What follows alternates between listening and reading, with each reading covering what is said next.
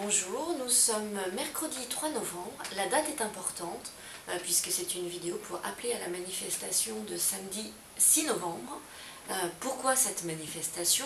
Puisque le texte sur la réforme des retraites a été voté au Sénat, qu'il est passé en commission mixte, tout simplement parce que la loi n'est pas encore promulguée.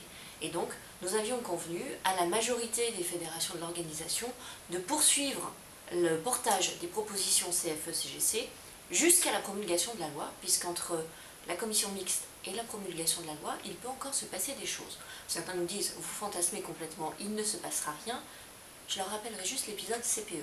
Certes, c'était un autre gouvernement, mais la loi avait été votée, simplement elle a été retirée avant d'être promulguée. Donc un principe de base de la CFE-CGC, c'est le réalisme, et donc nous ne sortons pas de la bataille tant que le combat n'est pas terminé. Nous allons porter toutes nos propositions jusqu'au bout.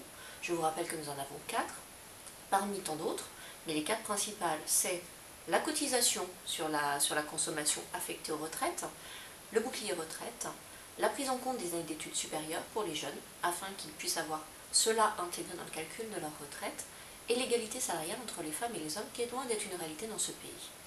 Entre autres, puisque nous avons aussi travaillé sur l'emploi des jeunes, l'emploi des seniors, l'amélioration des conditions de travail, et que nous avons mené un gros combat qui a payé sur la médecine du travail, puisqu'au sortir de l'Assemblée nationale, il était prévu que le médecin du travail devienne un salarié comme les autres, ce qui voulait dire lien de subordination avec l'employeur, ce qui voulait dire fin du secret professionnel et donc fin du secret médical.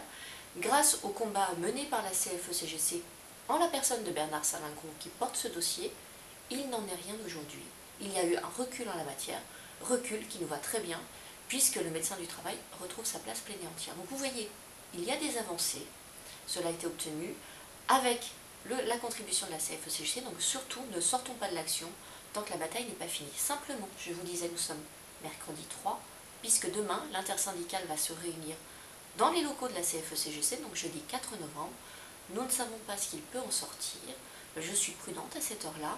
Si jamais il devait y avoir des débordements, s'il devait y avoir des velléités à nouveau de bloquer le pays, de saccager des outils de travail ou de porter atteinte à l'intégrité des personnes, nous ne serions plus dans l'unité syndicale. En revanche, nous allons à cette intersyndicale avec un seul objectif, maintenir l'unité syndicale tant que la loi n'est pas promulguée.